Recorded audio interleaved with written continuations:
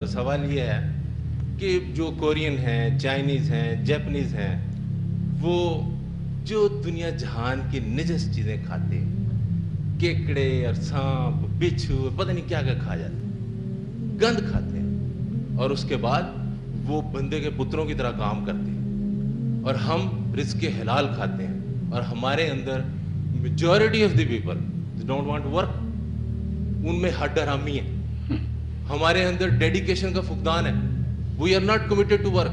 تو رزق حلال کھا کے ہمارے اندر ہڈ حرامی کیوں ہے؟ پلیز. Thank you. بہت اچھا سوال ڈاکٹر صاحب نے اٹھایا کہ وہ حرام کھاتے ہیں، ہم حلال کھاتے ہیں. پہلی بات تو ڈاکٹر صاحب مجھ سے زیادہ جانتے ہیں کہ حلال کہاں کھاتے ہیں. مسلمانوں میں حلال کھانے والے بہت تھوڑے رہ گئے. یہی حلال نہیں کہ صرف آدمی جو ہے نا بکرا کھاتا ہے یا مرغا کھاتا ہے. حلال کے یہ بھی ہے کہ اس نہیں ڈاکٹر صاحب اصل میں حلال تو جو ہے نا آپ دیکھ لیں قرآن مجید میں جہاں نا کلوا مما فی الارض حلالا طیبا، دو لفظ فرمائے گئے ہیں کہ حلال بھی ہو اور طیب بھی. حلال تو ہے کہ قانون کے مطابق اس کے کھانے کی اجازت ہو، دین اس کو حرام نہ ٹھہرائے، یہ ٹھیک ہے ڈاکٹر صاحب کی بات. مگر اس کے ساتھ حالانکہ سارے اس پر بھی نہیں رہتے، اللہ کے حرام کیے ہوئے شراب اور خنزیر سب مسلمان بہت سے کھا رہا ہے اب.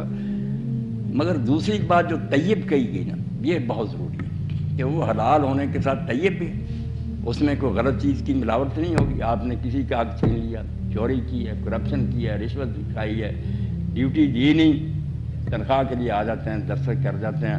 آپ ناظم صاحب کے آدمی اس لیے کوئی نہیں پوچھتا کہ یہ آئے ہیں کبھی ڈیوٹی پر ہی، تو یہ سارا مال پھر خبیث ہو جاتا ہے، طیب نہیں رہ جاتا، گندا. حلال ضرور ہے، دین کے مطابق ہے وہ، مگر بعد میں اس میں نجاست پڑ گئی، پلید ہو گئی. اس لیے ایسا پلید جو مال کھائیں گے ہم، اس سے کہاں تک تقویٰ پیدا ہوگا، دین آ گیا. اور صرف خوراک پر ہی نہیں کہ صرف خوراک آدمی کی ٹھیک ہو تو دیندار ہو جائے. اصل میں جو بات ہے نا کہ دین کے 3 شعبے ہیں، ان تینوں شعبوں میں آدمی کو درک حاصل کرنا چاہیے، ورنہ دین نہیں آئے گا. آپ پڑھے لکھے لوگ ہیں اس لیے میں کہہ رہا ہوں، قرآن میں جو بار بار آتا ہے نا کہ رسول کریم علیہ السلام کا منصب رسالت کا جو مقصد ہے وہ تزکیہ ہے کہ شخصیت کی ڈیولپمنٹ. اب تزکیہ بھی مبہم سا بن گیا کہ پتہ نہیں خانقاہوں میں جا کر بننا. تزکیہ کوئی نہیں، ایک اچھا انسان بنانا، شائستہ اور مہذب انسان بنانا جو ہے نا کہ اس میں خامیاں نہ ہوں، اچھائیاں ساری ہوں، یہ انسان تیار ہو جائے. تزکیہ پاک صاحب. 3 چیزیں اس کے لیے بطور وسائل بیان ہوئی ہیں کہ 3 کام ہے جو پیغمبر کرتا ہے اور پھر تزکیہ ہوتا ہے. ایک تلاوت آیات ہے، یہاں جو ہے نا کہ رسول کریم صرف قرآن پڑھ کر پہلے سناتے، یہ نہیں مفہوم. جو بات فکر کی ہوئی تھی نا، قرآن کا ایک حصہ ہے جس میں اللہ تعالیٰ اور اس کے رسول اور آخرت کے صحیح ہونے کے دلائل ہیں. وہ حصہ پڑھے فکر آ جاتا ہے کہ آسمان و زمین کی پیدائش میں، دن رات کی آمد میں، بارش میں، آیات نشانیاں. یہ مخصوص حصہ ہے قرآن کا، آیات جس میں دلائل بیان ہوئے. جب تک کوئی شخص دلائل سے مطمئن نہ ہوتا، صرف نظری طور پر مان رہا کہ اللہ ہے، رسول سچا ہے، قرآن ٹھیک ہے، بھئی ایک کافر مطالبہ کرتا تمہارے پاس کیا پروف ہے؟ کیسے یقین ہے تمہیں کہ اللہ ہے؟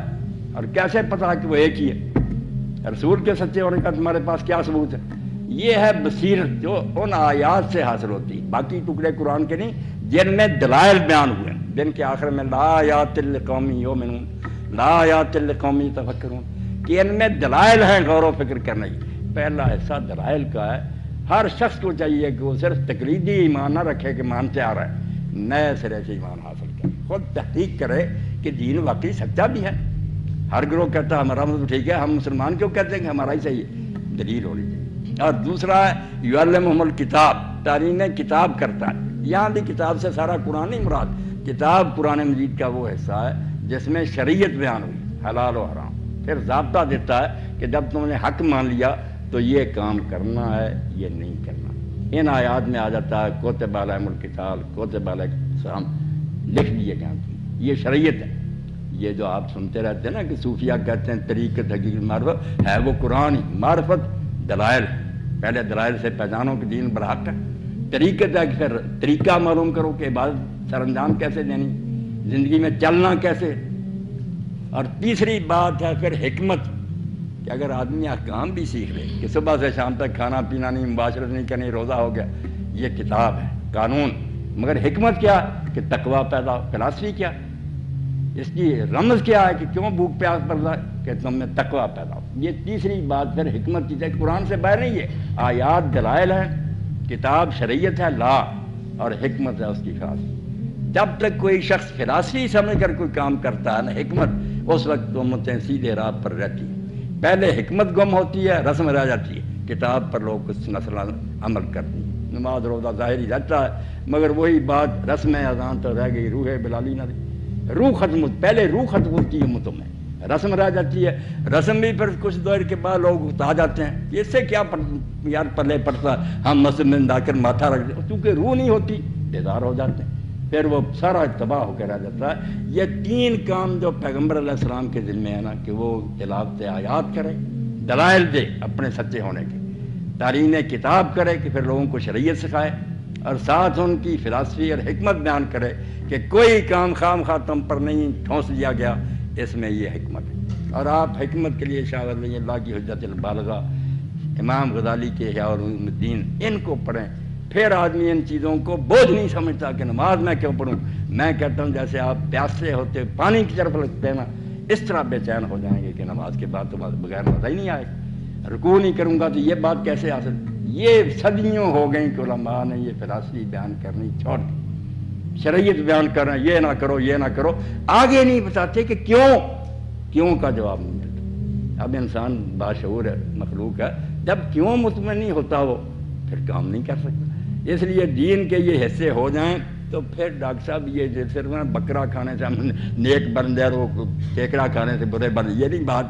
یہ تین باتیں، دلائل، شریعت کا علم، اور ان کی رمز جو ہے نا کہ اسرار کیا ہے، یہ حکم دیے کیوں گئے، پھر آدمی ایسا مومن بن جاتا ہے کہ کوئی شے اس کو ڈگمگا نہیں